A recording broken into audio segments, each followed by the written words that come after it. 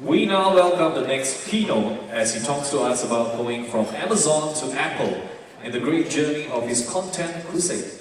Please welcome on stage the founder and co-CEO of Propagate Content, Mr. Howard T. Owen.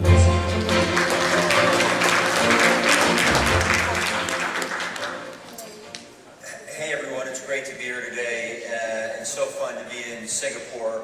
It's my first time at ATF and I wanted to thank the conference and Reed and the great Singapore, this awesome place. It's been great to meet so many entrepreneurs and creatives and people who are thriving and trying to be at the front of this content revolution. I noticed the title is from Apple to Amazon, the Content Crusade.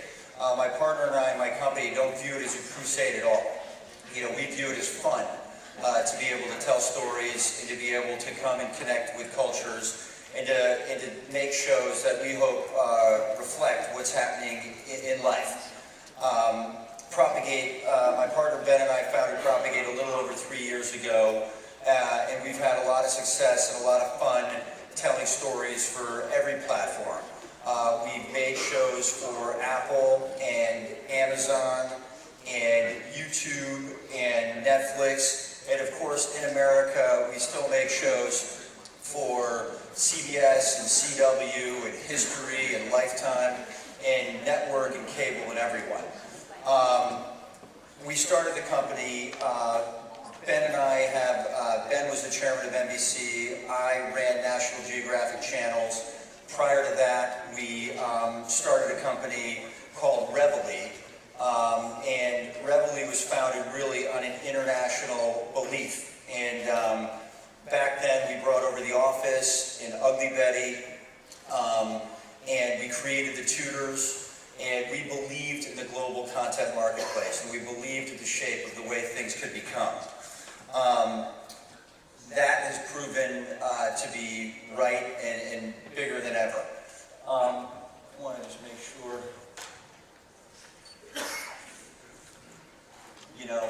you can keep going. I think that one of the things that we've learned about working with, the big global streamers is that they are really good at what they do, and you're learning something new along with them. Not only have they raised the bar in terms of investment into IP and investment into content, but they've also changed the game as it relates to reaching customers and communicating with consumers of content.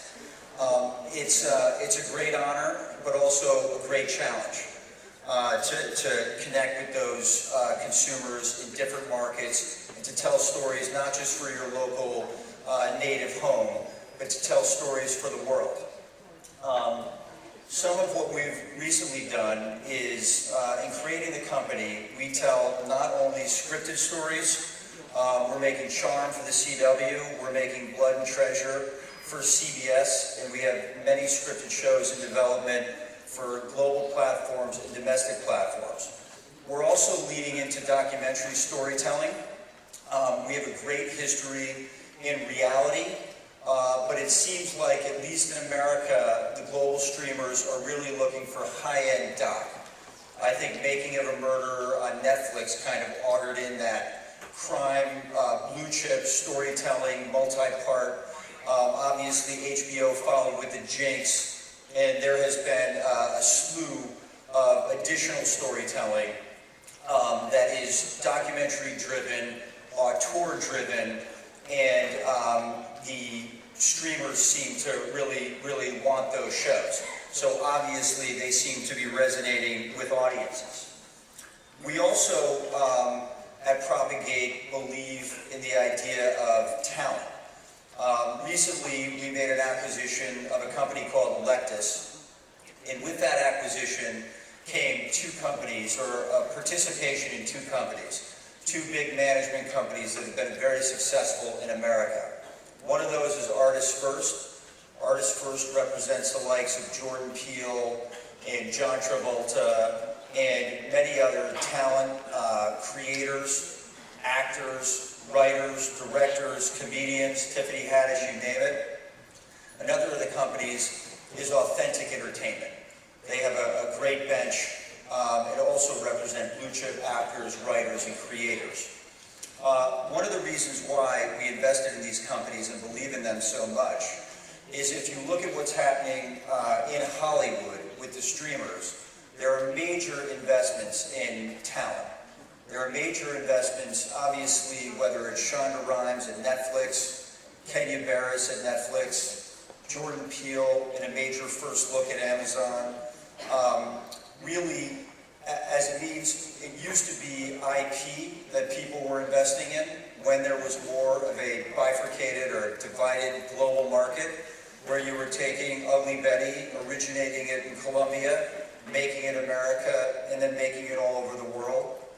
But now that these global distributors are creating IP and buying IP and owning it globally, a way that we see that we can insert ourselves into the system and be value add to those global players is through the people who are in front of the camera and behind the camera, the people who are influential to getting audiences to tune in, and the people that can most best, who are the elevated storytellers in specific genres.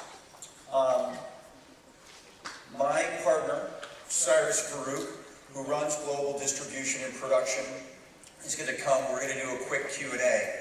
Just to fill you in on, come on up, Cyrus, but just to fill you in on sort of some of the things we've been up to. In addition to, we might talk about one of our shows that we're making for Amazon, Lore. We made Haunted November 13th for Netflix. We're in production on other cool. One of the things about working with the big global streamers is you're not really allowed to say anything. Really until they decide when they're going to announce and talk about the show. And in a way, you have to totally respect that. They, in this in this world, are taking all the risk, have invested a ton in infrastructure, and always do right by you in terms of, supporting the shows. The other thing I'll just say is Propagate, in addition to having 40 shows in production in America, also have shows in production, Spanish-speaking, scripted in Mexico, unscripted in Brazil. We have 2 series in production in Greece, and we've made shows in French language in France. And so really starting to work in that global marketplace, not just as sales people, trying to get our idea out there, but as creatives and working with local creatives in local markets to try and see what stories they have that they can bring to light that can affect the global marketplace. And we've sold shows into China, we've developed shows in India, we have a show right now from Korea that we've sold to network in America, and you are seeing the Asian influence happen. The #1 broadcast show last year in America was The Good Doctor, based on an awesome Korean drama. And so you are seeing that influence. One of the reasons that we're here and focused on Asia is because we believe there is a wealth of storytelling that is untapped. There is history of lore. There is a history of anime. The Hindu religion has so many stories and obviously so many gods and so much kind of religious mythology to tap into. And we think that the history here in the growth of the unlike America and unlike Europe, these are much older cultures, much older civilizations, much more to dig into in terms of story, traditional story, and adaptations.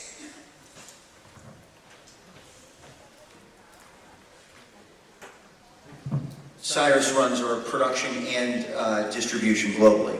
Well, I think one thing that's interesting that we could talk about is from your time from selling at William Morris to Reveille and now at Propagate, how that process has kind of evolved over these years. I mean, really, we used to develop really with an idea. And what we would do in America is we would come up with an idea, like we created Biggest Loser, or we would acquire a format like we did with MasterChef or like we did with The Office. We would adapt it for the US market. Back then, the market was much broader. Now it is much more narrow. Similarly, like you're seeing, Apple wants something very specific, or at least has a very specific approach to global storytelling. Netflix and Amazon, at least in the States, are looking for different things. They're at different places in their growth and in their, and so you really see that there are different needs. But back then, you could pitch a show and you would pitch it to all of the networks and some cable, and you would hold on to rights. So the network would distribute it. You would be able, as a producer, to own the finished tape and to own the format, and then we would go sell it around the world.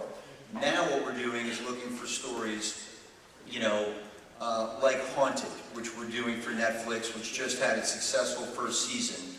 That is a reality, scripted, hybrid horror show based on real-life scary stories. Not only do we think that show lives and breathes and thrives in the global market, we also hope that Netflix can make that in other markets. And Netflix can make it in places that, are looking to get in the horror genre business. Speaking of Haunted and other shows such as Lore, looking at different sources of IP, if it's formats or books or film, but something Lore actually came from a podcast. Why is this medium now that has kind of really blossomed and become such a hot thing, and being able to adapt that to TV? So we have had, we've developed several podcasts to series, the first of which is Lore. One of the reasons why we really like podcasts in this global streaming world is that podcasts can be accessed everywhere. The one in specific we're talking about, Lore, L-O-R-E, is one of the top podcasts in the world. It's a consistent top 10. I believe the audience for the podcast is 50% America, 50% of the world.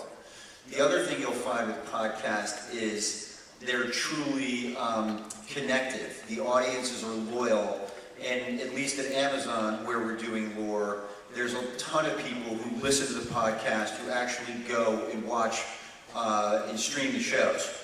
I think we have a clip actually. Do you want to show that real quick? Show Lore.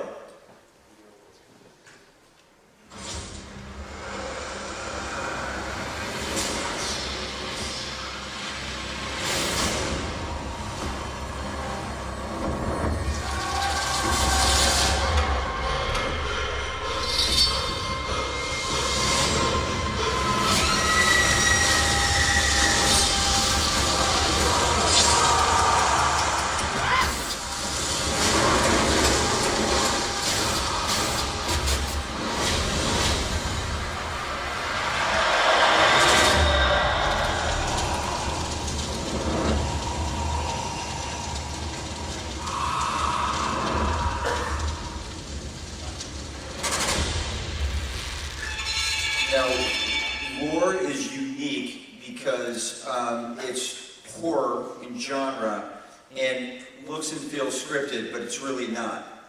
It's a fairly low-budget, unscripted show. Amazon believed in the idea that you could merge scripted and unscripted.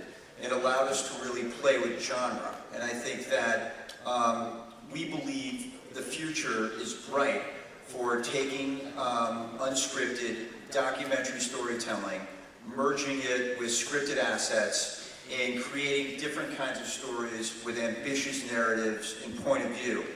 And I think that's something that the global streamers provide. I think they're encouraging you to tell stories in different ways, and to be fresh. One of the big hits on Amazon in America is a show called Nailed It, which is a cooking show. I don't know if anyone here is familiar with it. It's on Netflix, I'm sorry. And it's one of, it's something that they tout. We obviously don't know the numbers because they don't release them. But the Netflix executives, reference it as something that's working and that they like a lot. And that is something that is very simple, but something that you wouldn't really see on TV. It's like the anti-cooking show. And this is for people, it's cooking fails. It's people who don't really know how to cook. it's, don't really know what to do, and it's got a comedic edge, and you see that a lot, at Netflix and Amazon, doing things that, broadcast and cable would not do or have gotten away from. Whether that's because of the commercial load, whether that's because of the fact that, the act breaks and things like that.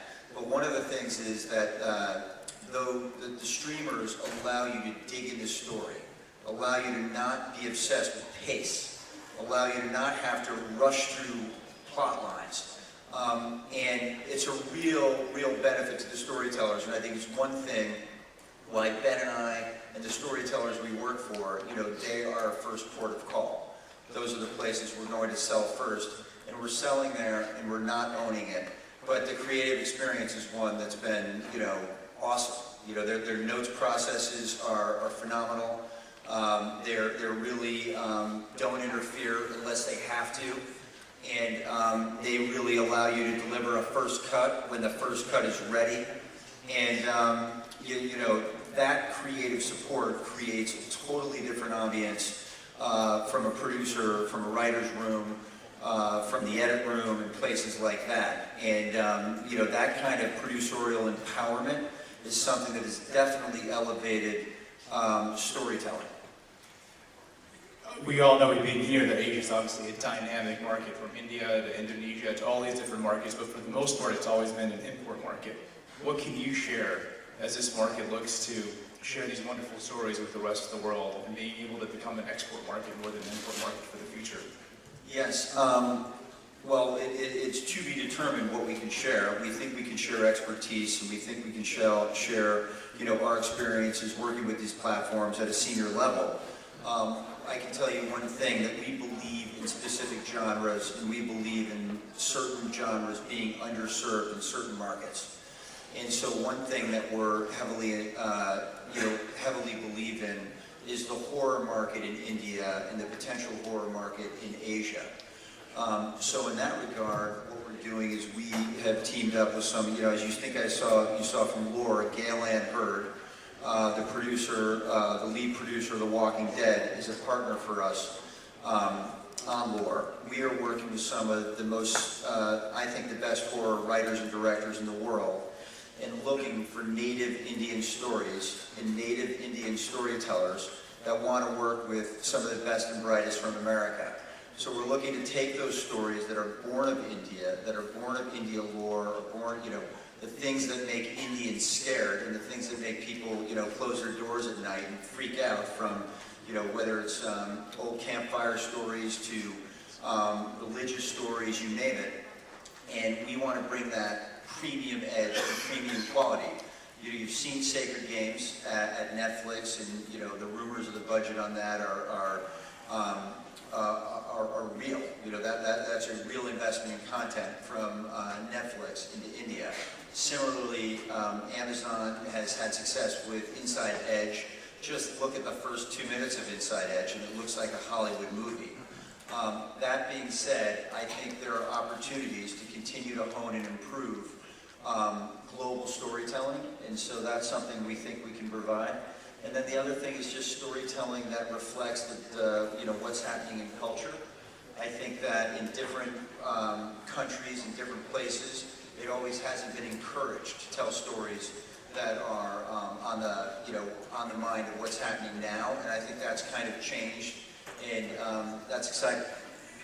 As we wrap up here, as we look for the next 12 to 24 months, everyone's talking about Fang, but what's exciting, and how do you see the horizon over the next couple of years? I mean, obviously Jeffrey Katzenberg has made a lot of noise with his global first programming, and we're excited to work with him. But I think that augurs a world where, if you're looking at Asia and you're looking at the penetration of smartphones, you have to think that smartphones are going to be the content choice of the future.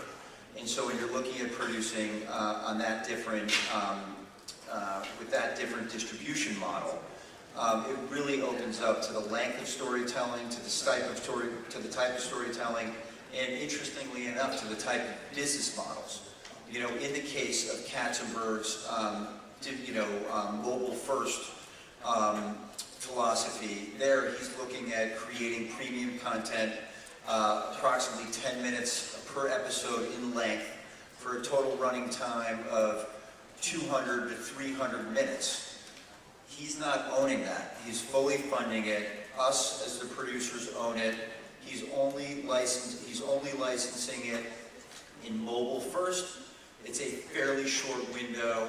I mean, something interesting, if you want to put it together and distribute it as a movie, you can almost do so in real time. The holdback is almost meaningless. So the opportunities to produce into the future for different platforms and to figure out a way to monetize it, I think is just beginning, and it's fully exciting, and I think a lot of it is going to happen here. Thank you. And So Rod that's- Gilby is about to host an awesome panel. Our time is up, and thank you, everyone. It was Thank you, Travis, and thank you, Mr. Howard.